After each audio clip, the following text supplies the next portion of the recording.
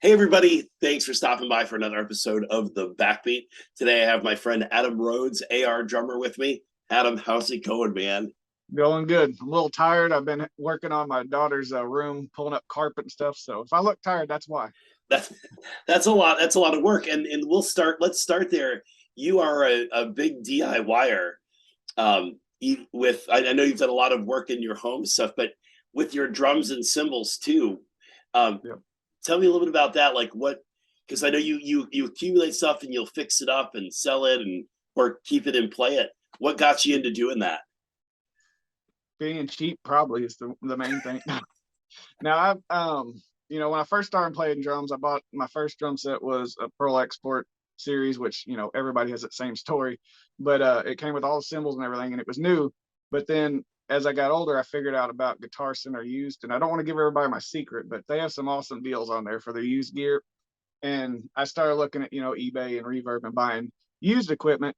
So when you do that, you don't know what you're getting half the time. It can say in fair condition and be really nice, or it can be like horrible condition and you get like a cracked cymbal or a drum that's missing parts or whatever. So if I got something cheap enough, I would just keep it and I'd be like, I can fix this myself. So I would do that on some projects, and that's kind of what got me into with cymbal repairs. I got like a Meinl Classics Custom, like a 19-inch crash, and it sounded good, but there was like two cracks. So I was like, I got it for $40, so I'm like, I'll just keep this. So I cut out the edges and did like the to get the cracks gone. And so that kind of stuff's what got me into rehabbing drums, and it's just fun anyway to see the end product and rewrapping drums and stuff. Yeah, absolutely. And I have actually the cymbals that I won. You had done a giveaway on your channel. If I'm not mistaken, it's a set of hi-hats, and if I'm not mistaken, like you hand hammered them and maybe did Yeah, some lathing as well, right? yeah, yeah, some light lathing. My lathing setup is really primitive. It's probably pretty dangerous too, actually. So I don't do it that much because I use a drill and a vise. And yeah, don't take my advice, children's at home. Don't do it. But it can be a little dangerous. So I don't really. I'd love to have a good lathe that I could take a bunch of weight off, because I prefer thin cymbals anyway. Okay. But yeah, those cymbals that you have, I hammered them, then I or lathed them, hammered them, and then I think I actually buried those possibly. So you I got some think of the that's buried right. cymbals, because it kind of has a weird finish on it, doesn't it? Yeah, it's kind of, let me grab one. They're right here. Come on. Yeah. So yeah, they kind of Yeah. look weathered. Yeah. Yeah, those were in some dirt in my backyard. So And I love them. I mean, I know you commented on it the other day. Like I'll rotate them out with my Zildjian quick beats. yeah, it's cool to see you use them. I'm glad you got them, and I had fun making them. And I haven't buried any cymbals in a while, but so those might have been some of the last ones. Cool. Well, that's awesome. So what got you into playing the drums? Probably I would have to say when I was in a band, I did snare drum because I didn't want to play anything else, and drums seemed like the coolest thing if you're going to be in band, play a snare drum. So I played, like in marching band and did that kind of stuff. And then they had a pep band, and I was like, oh man, there's a drum set. And I don't know any kid that doesn't want to go hit on the drums, regardless if they stick with it or not. It's just like, I want to play those. So I played at the pep band at one of the games, the Hey song, and I mean, I didn't know what I was doing at all, so I couldn't hardly even do the bass drum. Like dun, dun, dun, dun, dun. So like my bass drum, I probably didn't even play it because I didn't know what I was doing. But that kind of sparked my interest, and I really think that's why I play a right-handed drum set even though I'm left-handed, because that's how Okay. that drum set was set up. And I was like, okay, I can do this way. And then playing at churches and stuff, coming behind, there's a left-handed drummer that at one church I went to. You're like, oh no, it's that guy. I got to follow him. I got to move all the drums, because it was a left-handed drummer. So it's a lot easier just to go to a setup and play it the way everybody else does. And I noticed my playing is probably a little different because I lead with my left hand. And so my fills, sometimes it's like, I think I'm having to work harder to get fills, but that's just the way it is now. I can't really go back and try to learn the other way. But I That's don't even know cool. I don't even know what your original question was, how I got into drums. How'd you get? Yeah, what got you into playing drums? Yeah. Yeah. And then I watched this. My mom worked at the library, and they had this video like drum basics. David Eagle, and he wasn't like a real famous drummer or anything, but he was really charismatic, and this video kind of got me inspired and seeing the stuff he did. And so that video kind of helped me a little bit. And then just playing to like Petra. I think Wake Up Call was probably the album that came out right around when I started wanting to play. So I'd put the headphones on, play along to Louis Weaver, and just go at it. And that's, you know, that's so much more fun to me. I never had a drum lesson, and I respect people that know all the technical terms and know how the vocabulary of all the different rudiments, and all that stuff's helpful. But I just love playing along to the songs I heard. So that's how I learned. I never had a lesson or anything like that. But That's cool. I did that a lot. I had a 100-watt amplifier like in the basement, and I would just put like ear protection on and put my Petra cassette or my Whiteheart cassette in, and I would just drum along with it. I did that so much. So that's cool. Yeah. Who were some of your favorite drummers? I imagine it's kind of more like my story based on some of the music that I know we share similar interests in. Yeah. Well, going back to using an amp, I had headphones on. So my family and my parents, that are the best people in the world, they put up with listening to my horrible drumming with no reference of music or anything. So you know that had to be bad, especially early on. But I love it. Let's see. Inspirational drummers, Louis Weaver, because Petra, they were, I grew up listening to, my brothers are older. I've got two older brothers, and they listened to Petra, DeGarmo and Key. Yeah. Competition, DeGarmo and Key. Yep. The drum part on that, that catches about anybody's ear. So that was probably is that Gary, what's his name? Something Morrow. You were talking to Earl about it. Greg Morrow. Yeah. Morrow. And he was a great drummer. Whiteheart drummer, Ted Kirkpatrick from Tourniquet. Yeah. Which he recently passed away, which I was really sad to hear. I heard that. Yeah, that's so sad. And Michael Bloodgood. Yeah. Recently passed. All at one time. It's kind of weird. But those are the main drummers. Of course, there's endless number of drummers that I could probably name off, but early on, those were the main ones. Sweet. My mom had bought me a VHS tape of Louis Weaver, and it was kind of a lesson, and it was kind of informative. But he toured the DW factory, and but one thing that he said that has always stuck with me. I was sharing this with Loretta the other day. He said, if I find that I'm struggling with the tempo, like I'm pushing or I'm pulling, I start focusing on my breathing and just paying attention to taking clean, deep breaths. And that kind of lands me in the groove. I was like, that's pretty cool. So I do that for years. If I because I do have a tendency to push. So I'll be like, just really focus on taking that breath in and feeling it and stuff. But yeah, Louis was amazing. Did he have the Mickey Mouse shirt on? Yes, he did. Of course he did. And I think, what album was that around? I think it was around the Beyond Belief album. Oh, okay. So that was going back, I think, definitely before Wake Up Call. I think it might have been one or two albums before. That's probably 1990 or somewhere around there. That feels right. Yeah. Back when I was a wee lad. Well, see, that's what Petra, I tried to collect all their CDs. I go to the Christian bookstore, and if you know anything about back in the day, Christian bookstore, you're going to buy a CD, it's going to be like 17, 18 bucks. But they had to special order them. So I went through, their first ones, and got all the, More Power to You, Not of This World, Beat the System, all of them, even going back farther. So I collected all of Petra's catalog, which is a pretty big catalog. But it is very extensive. Yes. I think their first album was, I want to say, 1974. Yeah, something like that. It goes way back. Yeah. That's pretty awesome. I think Greg Voltz started with them maybe in the late 70s or something. I think it was when it was. I think it was around where there's gonna be Earl and Matthew Jackson, who are I know what the albums and the people that they're talking about. Everybody else gonna be like, what in the world are they talking about? Who are those? They're smart about whatever they're talking about, but I don't know who it is. Yeah, I think it was around. I want to say it was around.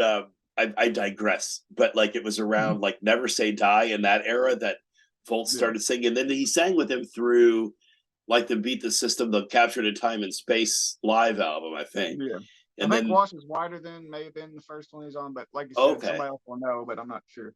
yeah, let us know. Let us know, because I'm honestly not sure. But Beat the System was the first album that somebody played for me by Petra, and I was like, ooh, very cool.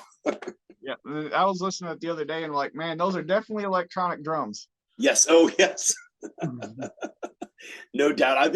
I want to, I think I've got Adonai on there to cover from that album. And I'm like, okay, Yeah. it's obviously not going to sound anything like that because obviously electric drums, but Yeah, that's the cool thing about X stems or whatever. It's just X tracks. I know it's changed the drumming for everybody for covers because I mean, I'm not a perfect drummer. Nobody really is, but like I have a tendency to overplay sometimes. But like when you have the other drums behind you, it just, when it sounds muddy and it's neat to be able to take those out. Now, do you ever yeah. drum to without the drums or do you do it to the original track? Yeah, I'll take the drums out. I started using extract stems and I've been playing around with Moises.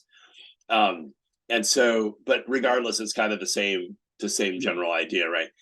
So I'll pull them down to like they're just faintly in the background, so I don't lose some of the bass and kind of the low end stuff. Yeah. And then by the time I put my drums in, in mix it out, it kind of like they disappear. So it kind of gives me the Yeah. freedom to like color it kind of the way that I want to color it in a moment. So Is like that what you do? when you're playing along to it though, you don't have the drums in, Right. or you Yeah. do? Okay. Correct. See, So it's just I leave them in for reference, but I'm kind of thinking it would be kind of neat to take them out and just see how that works. it's fun. Yeah. Because it's distracting sometimes when I'm playing something and it's different than what the original drummer played, and it almost like messes your head, and you're like, oh, well, did that sound right or not? And then of course, if you get in your head, other mistakes are going to happen. But yeah, I might try taking them out and covering a song that way. It's all no. I know some guys that are more comfortable laying it down with the track and Yeah, then taking their drum audio and putting it in with the drumless track. yeah, that's how. It's I just once I discovered drumless tracks, well, I found them on YouTube and I was like, oh my gosh. But then when I found extract stems, I was like, well, actually, Daddy Drums, David Pena, he told me about it. And that's how I started doing that. I'm like, oh my gosh, the sky's the limit. Yeah. Shy of Now, being certain blocked. it seems like some of that, I'm not saying all of it, but there's some 80s rock for some reason. There's certain genres and just the drum sounds that they don't really want to come out. And it's like that snare drum hits no matter what. So, I mean, I'm sure there's some Yeah. tweaking, but, it's really simple, which is what's so cool about it. But, like some tracks don't work as good as others, at least in my experience. Yeah, but for the most part, like you're not limited to just what other people are making and uploading to YouTube to use. You Yeah. can like because I think you and I do a similar thing where we play songs we want to play, like Yeah. that we like and enjoy, Yeah. That's for sure. and it gives us that doing that gives us that extracts gives us that freedom to That, do. and that definitely doesn't help my channel growth playing what I like to listen to because it's not what the majority of people listen to. So. But I do what I want and I help people enjoy it. And, some songs, I like to do songs that, have a good message and hopefully that comes across and people hear the Yeah, lyrics and get inspired by them, more so than my drumming or anything. yeah, That's because like you could be strategic and look at the next popular song coming out and do a yeah. cover of that. And yeah, you could probably get more views of it. But if you're not really into the song, it's kind of seems a little weird, But you've got a lot of stuff going for your channel, like because you're not just doing the drum covers. So in terms of music, you're also doing your DIY projects. Um, there was one you built on was it an aluminum kit? yeah. Yeah, the guy I had a guy in Canada that did the shells, but yeah, I had to do all the hardware, drilling the holes and getting I got the bare shells, which he did maple re-rings, which was pretty cool. But I was like, I want to do one custom set that you can't get anywhere else. And I've got the configuration and sizes is pretty cool because I like really uh short toms or whatever because I have some deeper toms too, but I wanted some that are shallow. But yeah, I had to drill all the holes, which that is, I know you're getting to be a pro at now, but starting out, just even lining up your holes Yeah, and and getting the right, you gotta go from the bearing edge, you gotta be the exact same around the whole. It's just, yeah. So there's some holes that if you took the lug off, you're like, man, this guy crapped this up. But because the lug's in there, you can't see that the hole, is kind of bigger because I had to move it over a little bit. But yeah, I'm really happy with that drum set. That's one that, nobody else has one like that. And I thought that was pretty cool. And the Yeah. price was actually pretty reasonable. I did a Nice. video on it, but I bought like a donor kit, just a used PDP, like the low end one. But it was cheaper to do that and get all the hardware and take it off of it and not even use the shells. Then if you start, I know this, you start buying lugs, each lug is like, you start adding up really fast. Yeah, it can get pricey depending on what kind of lugs you want to put on there, and for sure, it's you're talking about like, oh, this hole's a little bigger. If I like took all the hardware and heads off of the very first build that I did, I mean, it's definitely got some cosmetic issues. I didn't know anything at the time, right? So like that was a crash course in learning, but it sounds great. I mean, it's functional. I wouldn't sell that one, for a couple reasons. But and like most of my stuff, if I work on them, a lot of times I'll just keep it because it's either in bad shape already and there's issues that I don't really care because how it sounds or whatever. But yeah, for you, you have more incentive to do it right. And I'm just like, sometimes good enough is good enough for me. well, and if you're building it for yourself and you kind of make an error and you can correct that, typically the only place that's visually noticeable is on the interior anyway. Yeah. Because the hardware covers all that work up. Coated heads and then you're good to go. Yeah, that's right. Nobody gets to see inside the inner workings of the drum. That's awesome. Let's keep that a secret. We'll edit this out. No. One of my of course, I like all the kits that you play in your videos. I really enjoy the way you tune them and stuff. But one of the most, I think, interesting, I guess, kits is your marching drum kit, because it's got a marching kick, a marching snare, and a tom, I think, too, right? Yes. Yeah, that was it's behind me here, but yeah, that was a big project for me.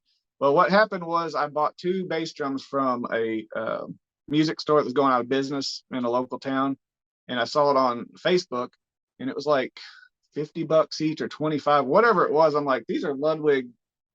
One's a 24 by 18, 24 by 14. Sorry, let's edit that out.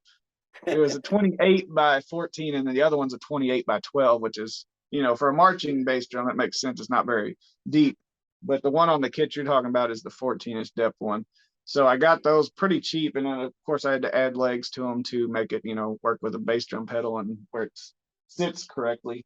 And then the rack tom is a Revere marching drum. It's like a 10 by 14, but it's single tension, which doesn't give you a whole lot of options. But I've worked on it. It's taken a lot of work to get the sound like I want. But that one was actually like a movie prop or something. I got it on eBay, and it was in some movie, and I'm not sure if it was a big movie or not. I did look it up, and it was, I think it was in theaters. It wasn't anything I'd heard of, so that was kind of cool as a prop.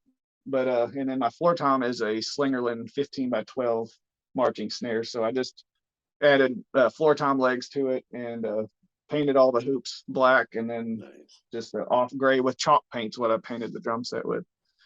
Very cool. Yeah, it's pretty fun. It's a big gap between my 2 toms and that bass drum. I mean, there's a lot of air to push with the pedal, but I've gotten used to it. You gotta get your beater as high as you possibly can on that pedal to even halfway reach like the middle point of that bass drum, because it's so big. Ginormous, yeah. But it's fun. I like to come over and play it. Now, if I was going to play out, I wouldn't take it. It's just not as practical. But yeah, it's pretty fun. Gotcha. And I love, and I mentioned it, but I love your tuning too. I know we've talked about it like off, like, on the social medias and whatnot, like, but you tune them very specifically. And I love the sound because you get tone, but there's not a lot of, there's not too much sustain, if that makes sense. Yeah. It's now, when I first started drumming, you would have been the opposite. Well, you'd say there's not sustain. There wasn't any sustain. It's like I had ebony pinstripes on the top and bottom, which are going to kill the sound anyway. And then you use the Remo rings, and like they just sounded like, I mean, you didn't even have any tone at all. But that was just me at the beginning, not knowing what in the world I was doing. But yeah, over the years, I think I've got a pretty good grasp of making a drum sound good, because you know, the longer you're a drummer, you can take a crappy drum set, put good heads on it. But if you have good heads and don't know how to tune a drum, it's still not going to sound good. So, you know, the tuning is, you know, basically what I do is I get it to where it's the head is not just right above being so loose that when you hit it, it just doesn't do anything. And then bringing it up a little past that and then go from there. But yeah, I've never done really high tunings because I Mhm. like the lower thud, I guess, from it. Yeah. But yeah, So what do you tuning. do? So is that your top head you do that with? Yeah, I start off with both of them that way, Okay. and then I'll just go from there. You know, the top head a little tighter than the resonant, but yeah, like I like to keep them pretty close to where they're. If they were tuned down much lower, you would just get that thud.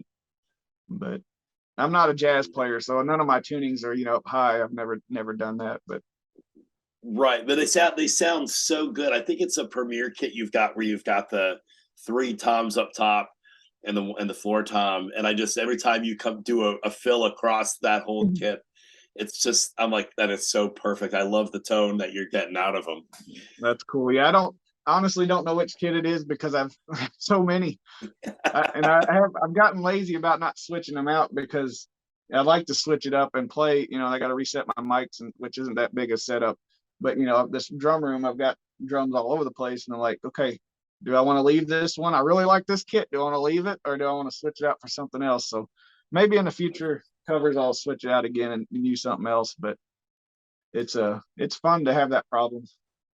Yeah, yeah, that's no, that's a very good problem to have. Yes, And it is. and you've got quite the snare drum collection as well. Now, are those like just I mean, obviously accumulated them over the years? Are any of them your I bought this cheap and I found some hardware I liked? A lot of them, yeah. And a lot of them I've just, you know, obscure drums that I've never even heard of sometimes, and they'll be, you know, pretty cheap. But then like the throw off of like a vintage drum won't be correct, and then you know like somebody's modified it and kind of messed it up, and but I can still get a good sound out of it, and it's unique. But that's kind of like you're saying, it's different keeping it for myself. Then if I try to sell on eBay, you know, people will be like, well, that's not the correct throw Right. off, and it's not this, and you know, of course the price would reflect that. But yeah, I like to collect stuff that you not just see every day, I guess. And That's awesome. sometimes you can get a good deal on it because nobody else is looking for it. Yeah. But No, but yeah, I had to absolutely. when we were setting up this video, I had it turned around so everybody could see my snare drums, but my glasses, stinking glasses, were reflecting the light. So now you just get these guitars back here that I don't hardly ever play. But But do you play them at all? Like are you a guitar player also? I don't you would go that far to say a guitar player. I can play some stuff. I never learned to full chords. You know, I liked heavy music and just tuning down to D or B or whatever and just chugging it and doing the rhythmic stuff is what Nice. I enjoy. I actually did a CD where I wrote all the music and played all the instruments. And I even sang on one of them, but I'm not letting anybody hear that one. That one's in the vault. That's in the vault. Never. Yeah, I'll be like Disney, but it's never coming out of the vault though. I love it though. That's fantastic. That's cool though that you did that. I'd be like laying down the drums and be like, okay, who's up? Who's up for making some music? Yeah. Yeah, but it That's was fun. So I mean, I can play some guitar, but I don't know the chords and like full chords and all that stuff, which I would love to be able to just get an acoustic. My wife is an awesome singer and sings at church, and I'd love to just be able to sit there on acoustic with her and play any song, but I just never had I guess, not the willpower, but I focused on the drums and those chords. I mean, your fingers are like, I'm like, nope, I can't do it. I get it. I've got real small, like short hands. So like trying to even just noodle with a friend's guitar. I'm like, how would you Yeah. even Well, begin to it's just like, destroy? let's make this one have to go way back here and then turn this finger. It's like, nah, I'm not worried about it that much. So, I totally get it. So what you were one of the earlier people on YouTube that I found, and we started connecting. Um, what led you to starting a YouTube channel? that's a good question because I don't really remember, you know, something specific. I think, you know, everybody early on, I guess, you know, Casey Cooper was one of the big drummers that was at the beginning of it all. And like Cobus and or however you say his name, is it Cubus? Cobus? I'm afraid to even take a stab Yeah. at it. I know I for a long time I said Cobus because of the spelling, and Yep. then somebody else corrected me, and then he said his name in the video, but I don't. I don't It remember didn't, how he said it didn't stick. So yeah, it. but I I know think who you're talking about. yeah, I think I uploaded like, just a horrible cover with my electronic drums because when we moved to this one house, we didn't have any room for like, all the drums. So I only had one kit and was in a closet, and I'm like, I'll just buy a cheap electronic set, which it was bad. I used like plastic plates for my cymbals and put triggers on them because I was Oh, like, I don't want to buy an expensive one. But anyway, I did that, uploaded video, and it sounded horrible because you're hearing a lot of the pads hitting and stuff. It was bad. But yeah, I didn't really upload much stuff until I guess I got the drum room, and then I was like, had more room to do stuff, and then bought a camera, and I try to, my videos don't sound as good as a lot of drummers because I have small setup with my mics, but I feel like I'm getting a good sound for what I'm using because I'm only using the Zoom Q8 and then kick drum mic, one mic on the left and one mic on the right to get everything. I'm angling at my toms so the cymbals don't get too loud. But just having a bigger room, and I've tried to improve as I go. But of course, I'd like to do some other things, but money and time and everything else kind of plays a role in that. But the two so yeah, major factors. Yeah. so I mean, I don't really know anything specific why I started doing them, but I mean, I just enjoyed playing the drums, and it gives me an excuse to play songs I like and Yeah. get the drum to them. So So now, so we've talked about your DIY videos and your drum cover videos and stuff, but you do some other types of videos too. Tell me a little bit about those. yeah, I do ride dirt bike. I ride a dirt bike, and my family goes out for trail rides, and the girls on four wheelers, and my wife actually got a little pit bike too that she's riding, which is awesome to have her go out with us and ride. But yeah, I mean those videos. I'm sure some of my subscribers are like, "Why is he uploading these dirt bike videos?" But it's almost like just for my memories as well, because it's just fun times with my parents, and then my wife and kids and nephew and brothers and whoever's riding. So it's like, YouTube, unless they delete all my content, which, could happen at some point, it's just neat to be able to go back and watch stuff. And like with my kids, just seeing how little they were in some videos, because I had them dancing in like a couple drum covers. And one was like when the youngest was like 3, or my middle daughter was 3 at the time. And then now in another video, she's like 7 or something. It's just like to see the difference and be able to look back at them. So that's kind of why I do those, and it's just fun. But and then now like these shorts videos, have you been getting into that a little bit? I've been trying to, yeah.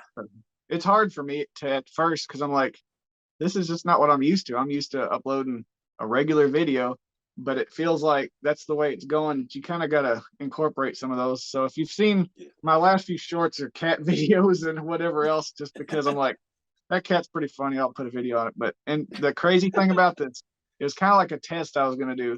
I put 2 videos of our cat doing something funny, and then I did a video I actually put on Instagram, but I put it on as a short on YouTube. And the cat video has like 13,000 views now, and that's like 2 or 3 days ago. The drum video, I believe, is maybe up to 28 views. So that kind of tells you what people are. I don't know if it's YouTube. I guess there's a lot more people that like cats than like drummers, but it's kind of like it was kind of an experiment to put those videos on there and see just the difference. What kind of Yeah. viewers I would get, but which I mean, I don't know how much of it's what people search. You just swipe down and you're getting totally different videos. So I'm not really sure how all that works, but I guess what I'm thinking is I may do like, a drum rhythm, just something fun. I guess it's kind of what Instagram. I'm old, I'm 40, so I'm not all hip on these, all these social medias. But I I have to guess, work. I have to work to even understand what's happening because yeah, I'm a bit above you and quite a bit above you. But like, so I'm like, I call my daughter. Hey, when I started TikTok for the Attic Custom Drums, I was like, she came to visit. I was like, how do I do this? How do I use TikTok? yeah. Yeah, but I mean, I know it's the way it's going because, people don't, the attention span's not as long, and it's just easier to go through and swipe and stuff. And, you can see a bunch of different stuff that way. But I guess I'm going to try to do just little short drum videos and incorporate that. But it's still not it's never going to be where my passion is for, doing like drum covers, full drum covers and that. But Same. that's the way it's going. I know they got to compete with these other social medias. So I understand why they're doing it. But it's Yeah. new to me. So Yeah, I've talked with a couple people about it, and everybody's experience seems to have been it's kind of hit or miss in terms of like I did just a yeah, wow, cut that out as I have a stroke. Um, did a few like cymbal demo shorts, and I just scheduled them yeah, through this week. And so like I've had one that I did of like I've been trying to use them to advertise like for the next cover because that's my passion too. yeah. And like one of them got like 64 views, another one got 600, and then I got almost 2,000 on one of the cymbal demos. So like it's like Those kind of numbers on our covers, that's like that would be amazing to get that kind of numbers, on a cover for me oh at least on my yeah. channel that quick. But Yeah, and it's like, yeah, how what of now I have noticed since I've been kind of doing it for a couple weeks, I noticed a larger subscriber bump like in the last couple weeks, really, which is cool. well, one of the cat videos I gained 13 subscribers. I don't know if I better put some more cat videos so they don't unsubscribe. But I thought that was hilarious. It was 13. they're like, I thought this was the cat video guy. What are all these drum videos? You think? Well, I guess they might not see my username or not, whatever. But thank you if you're out there watching this video. Thanks for subscribing. I'll add some more cat videos. That's right. Drums, dirt bikes, and cat Cat. videos. That's pretty much. I need to change my name to something like that, but that'd be a long name. Hitting a broad audience. Yeah. But I mean, I'm sure, some people, when I think about like, okay, I've uploaded a dirt bike video, I probably need to upload a couple more drum covers before I upload another one. But then I'm like, whatever. Somebody doesn't want to watch it, they can just not watch that video and go to something else. I don't think people are going to unsubscribe. If they do, I'm sorry to see them go, but it's, it comes down to it's our channels. I Yeah. do it. I do it for other people because, like I said, I want the messages of the songs to reach people. But it comes down to it. These are our channels, and ultimately we're going to do what we want with them, which is what's so awesome about YouTube. Is like you don't have to pay for it. You can do whatever you want. And it took me a long time to get where I'm at with my subscriber count, but I still don't know how little views I get from my drum videos as opposed to how many subscribers I have. So apparently everybody subscribes but doesn't ever watch my videos, but that's but I think that's a cross platform thing, and then sometimes you'll post a video that just hits at the right time and whatever, and you're like, oh, and other times, yeah, it's like it languishes, and it has 50 views over a period of a week. No, I understand. And even other channels with subscriberships, as large as yours, I've seen that too. They'll have some videos that like boom, they'll get 800 views, yeah. and then others that still kind of float in the 200 range. Yeah. And I noticed a lot, even within Christian music, like doing a song that just came out in Christian music will still get you a lot more than just, some older song. Cause I guess, people are searching for that song and then it comes up. So I have done that on songs that I like. It's not just trying to get subscribers, but if I try to get it as soon as a song comes out and just play something and have fun with it. And that definitely gets you more views because, it's new and people are just now. And the best thing you can do is whenever you end up showing up on the search, if it's not a big band and you're like the second or third video, when you just type in the song, that's pretty fun. Yeah, that's super cool. Doesn't happen very often, but if it's kind of more of an obscure band, sometimes that will. And I've had people from the bands comment on my covers, which was really cool. Nice. It's happened a few times, but they're not huge bands, but it's still neat to hear from the original drummers saying, "Oh, it's cool what you're doing here." Yeah, that's awesome. That's super cool. And I probably like when I do like a CCM cover, it's probably like from the 80s or 90s. And so I'd have to go back and look at the numbers, but they're probably my least watched videos because I think like there's less people that are like, oh, cool. But I bet you had some of the most fun on those too, though. But I did. I loved it because I was revisiting something that was influential to me. And I'll pepper them in throughout, but then we've kind of labeled March as like CCM month. And so I'll like pick a bunch of songs and then go, here, Loretta, which ones do you like best in these slots, and then, and it is fun. You guys are so organized. Like, I'm not like that at all. I'm like, I guess I'll do this song, and I'll go in there and do, play it a few times and just go with it. And sometimes my wife will hear a song, she'll be like, "This will be a cool song to cover." So if she's gonna suggest it, I'm like, okay, I got to do it. But Yeah. yeah, I admire how organized you are. Oh, thanks, man.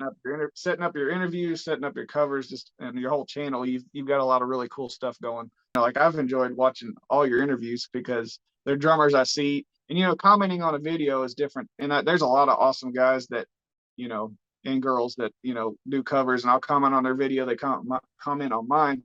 But hearing somebody talk about their life and just learning more about them is really cool. And I think you've done a awesome job with all your interviews because they've Oh, all thanks. been enjoyable to listen to. And you get to know the drummers. It kind of makes you have a different connection to that drummer because you know more of their backstory, and it's been pretty cool. Yeah, I But love going back that. to the dirt biking, I probably need to scale back on it or be more careful. One of the videos uploaded, I went to St. Joe State Park, and at the beginning, I came off my bike and came down and hit the handlebars on my Ooh. shoulder on my handlebars, and my shoulder still it tore something, and it's like a slap tear, Oh and no. I was all messed up. So I don't know. You probably don't notice it in my videos, but I'm finally getting back to where I have better motion. But like, there's a couple covers where people are probably like, okay, this dude is usually very active on his fills, and there's not many fills in that one because coming across this way, Mm. I couldn't hardly do it. But yeah, I felt real stupid. It was a dumb accident that shouldn't happen. But it's like, that's all it takes is one little misstep. And so yeah, I'm gonna be riding a little safer from now on. But yeah, not that you Gotcha. need to know that, but yeah, my shoulder, that's kind of, it did affect my drumming a little bit. And I play at church every week, and like I just didn't do as much stuff because I could keep it there. My left hand, I Yeah. could keep there right on the snare, but doing my fills, I couldn't really reach over there because it just hurt. But Gotcha. it's getting better though. So Well, good. I'm glad it's getting better. I know, like I had an issue with, I think it was my left arm, and I lost some strength in it. Like there was a pinched nerve or something, yeah, and so I couldn't do like even like fast single stroke stuff. So I was holding in a couple of videos that are coming out. You'll probably see it. I'm yeah, gripping the stick between my fingers because mm, those, for whatever reason, it was like this muscle right in here that was the issue. So I couldn't grip, and yeah, it scared me. I was like, yeah. what do I do if I don't play drums? And Uh, but go, you were talking about playing in church, so I'll bring this up too, and then I want to talk about playing in church. I was playing one Sunday at church, and I felt like the question that God was asking me was, if the drumming and everything was gone tomorrow, am I still enough? yeah, And that was a hard question for me. And I've grown up in church, and one who tries to walk it to the best of my ability and my knowledge with Jesus. And I was like, yeah, but the drums, you yeah. know, I it's mean, it's it's one of those easy things that people that they're like, you need to be in church, but you also need to be active and serve and do other things. It's real easy when you play the drums to be like, okay, I'm serving that way. So I mean, and you are, but it's yeah. real easy to be like, that's the way I serve. But I do. It is an amazing experience to be in worship and to be able to help facilitate that, because I mean, you know, if the drums do enhance it, and depending on what kind of music you're playing at your church, but it makes it fuller sound, and Yeah. it's just neat to be able to, and like I said, my wife sings and she leads worship, so to be able to play the drums and have her singing, it's just a really cool experience. What does a Sunday morning when you're playing, what does that look like for you at your church? Going back to what you're saying about the friendships, like some of the people that we in the band, I mean, they're some of our best friends. We're not a big church. I'd say probably average attendance 150 or something like that. It's not tiny, but it's not a big church at all. And just the relationships with them, and like you said, just getting to be there for each other, it's been really cool.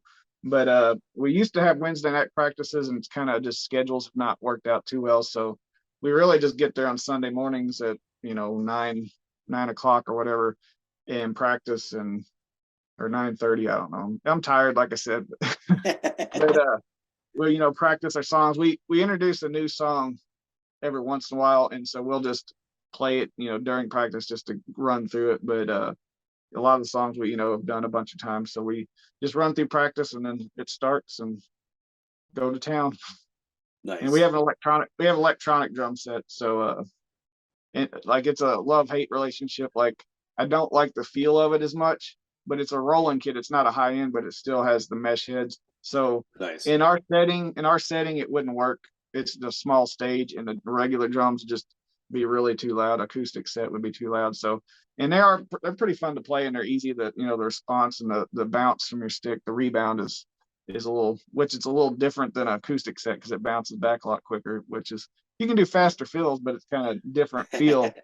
But not that I need to be doing like crazy fills during church. Or I could make it. Hey, I could make it big on YouTube. I could go viral, and like that guy that did Oceans, and I could just play double bass and just do some crazy stuff. And don't think I'll do that, but it'd be kind of fun. If there was ever a church drummer that missed the whole point, it was that guy in that song in that moment. Yeah, it was a little much, but that's so funny. Oh my goodness gracious. But I think as young drummers, that's kind of what, the older you get, which, going by my covers, I play a lot of fills. At church, I don't do near as many. I want to serve the song. But, when you first start out, you just kind of want to play as fast as you can, as much as you can. And the older you get, I think it's, you kind of realize you need to play for the song. Yeah. And not overplay it. But like I said, my covers, nobody's going to say that I don't overplay. I pretty much do a lot of fills in every song because I have fun doing them. But right.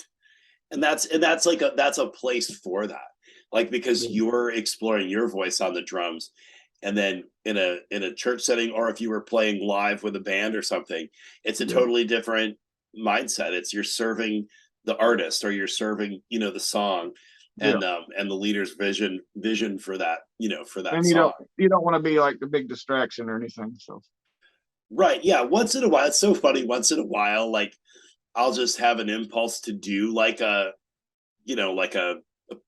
fill, kind of thing, just, and I know that it's hit the right mark when the keyboard player and our worship leader like looks over at me and is like, that's the ultimate compliment, isn't it, as a musician? It not, is. Not to like looking at you like, what are you doing? Yeah. Have you ever been playing a church and had somebody leading go, like hush, quiet? No, but I could see, maybe that's just because they were too polite or something. But I definitely have. Well, this past Sunday, like we had a song that starts on the drums. It's like a little doom doom doom. It's like holy holy holy. It's a classic hymn, but we start out with the drums because there's a version that's like that. And I was playing it, and the keyboardist started playing, and my drums weren't in sync with her, so I just stopped. But so I'm sitting there like just doing this drum. So people are like, "Why is this guy doing a drum fill for like 30 seconds and then just stopping?" But it is what it is. I've learned a lot. I think, like, playing in church, and I've played in church since I was like, I don't know, 14 or 15 years old. So in every church is a different experience, a different person, coordinating that is makes it a different experience. And but oh no, I just lost my point. It was oh yeah, but like just kind of learning to kind of ebb and flow with, not a tempo wise necessarily, but just kind of like learn how to, that went way differently than it went in practice, and just kind of learning how to cover that and make it sound like it was intentional, And that's the thing. I've played at bigger churches where they use a click, and it is much easier. I used to hate a click, but I played at a convention, or I don't know what you call it, with a friend, and we had a click, and it actually had the track saying chorus 1 2 3, like all that stuff. It was distracting at first, but then I almost relied on it towards the end, because it was like, I don't even have to remember where this song's going because it's going to tell me. But I've kind of fought with a click. I guess it's saying my timing's not that great, but I think the more I've done it, I've gotten used to it. But at first I was like, I can't stand it. But our church, we don't use a click. So yes, the music, can move, which is a good thing. Sometimes the tempo is probably slower or faster than the original song. But yeah, just playing with live musicians is, totally different. For like singers or whatever, it's used to singing to tracks or whatever, and then they come and play with sing to a live band. It's like, it's a totally different experience. Oh yeah, absolutely. Very different and very different than playing. Even like doing a drum cover, like playing with that track is very different. Yeah, than having three or four folks up on stage with instruments and Yeah, kind of listen and having to listen, and especially in a worship setting where things can shift, yeah, and change a little bit. So yeah, just being sensitive to what's happening and listening to what the other musicians are playing, and um, it's I've found it to be a really wonderful experience. It's a different animal than playing like a live like rock show or yeah, in the studio, but it's its own kind of thing. But it's still it's musical expression, and where faith is such a big part of who I am. Like it's cool to I feel like anytime I play, like I feel like I'm giving back um, yeah. the abilities that I feel like the Lord's given me. But there's something unique about doing it in church, with other musicians that are doing the same thing. It's kind Yeah. of a And doing it as worship, as opposed to at a rock concert. Not saying we're being worshiped, but it's their focus is on us. right, At church, our goal is that they're focusing on Christ, and right. so that's a different. And then when you can just play and kind of worship and not think about it so much, that's probably the best times. Yeah. But I love it when that happens during like rehearsal too. Like, because usually I treat rehearsal as okay, this is my work it out moment. And then I don't have to think about it during the service, and I can just completely lose myself in the moment. And but sometimes it happens in rehearsal and I'm like, I'm just like, tears rolling down my face. And I'm like, this is gonna be a really good service. there's just certain songs too that just hit different. Mm. I Speak Jesus is one we Ooh, started yeah. playing, and man, that song is it's powerful. Well, I Yeah. got two more questions for you. One of them is um with all of kind of the cymbals that and drums that you've worked with and played and even done some modifications to, what have been your some of your favorites to play in terms of um, I'll, cymbals, I'll sizes, brands, drums, I'll be etc. I'm just gonna look behind the camera. Here's where all my snare drums are, so I can have a reference. um, I like the free floating pearl snare drums. I've Okay, got a bronze one that's a CB 700, which is pearls. Like, I don't know, it's kind of weird history there. I guess they owned it, but it was actually pre-pearl free floaters, the okay, CB 700 one, and it's copper. So that one's really cool. It's really kind of rare. Um, I've got a Yamaha brass snare drum's got a really thick shell. It's not bell brass, but it's like in between that and the regular one. It's a 13x7, which originally you grow up drums are 14 by 5.5 or whatever. But the more I've played these 13-inch by 7, I love the response they give and just that pop. So that's one of my favorite sizes. Probably then I do like a 14x8 and 14x6. It's hard to choose. right. There's advantages to all of them.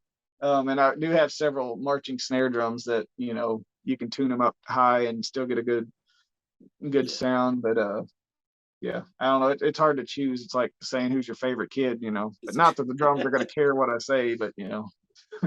Yeah, That's why there- if I have like one that I don't really care for, I will sell it. But like I have so many drums that I really should be able to sell a lot of them. But there's something unique about each one. Like one's aluminum, one's right. free floater, one's from the 70s, and this one has this kind of wood. And there's just so many different things, as you know. So it's I don't have duplicates of anything, but Gotcha. I love it. And sometimes well, I think it's fun to like be like, you know what I really want to hear in this song that I'm gonna play is I really need that deep sound, so you pull out yeah, an 8x14. But I'm also a big fan of that 13x7 size. yeah, Um, I've got a pork pie brass in that size. And we just built one for Chris McDonald, and it's man, that size and brass too. It's just like got a very particular punch yeah. to it. But I've I got love that I've got the size. pork pie patina snare drum, 13x7. I have that, Nice. and that's one of my favorite drums. I put wood hoops on it, which I was going through a stage where I just like, oh, wood hoops look cool, and which it sounded good either way with whichever hoops are on it. But yeah, that's one of my favorite drums, and it just looks cool too. Sweet. Yeah. I like that's mine's one of the patina finishes too. Yep. And I'm a really big fan of that. And then of course you've got like the birch has a different sound, and it's fun to have those different options. Yeah. Loretta accused me, it sounded like she was being mean. She was like, I see what you're doing. You're just trying to accumulate more snare drums.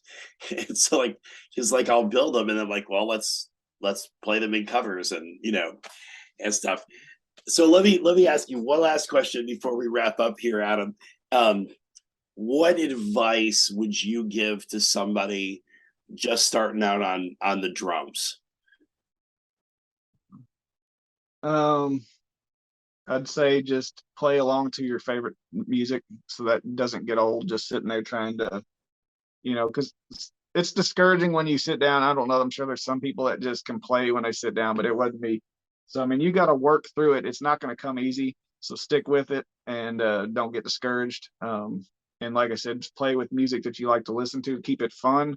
When you get more advanced, you can work on the rudiments and work on the more technical stuff to get better. But yeah, and there's so many resources that I didn't have. Like I said, that VHS of David Eagle, that was awesome for me. And that's all I had. I didn't have and you could go, buy a VHS for $30 or something. I just didn't want to spend that money on a video.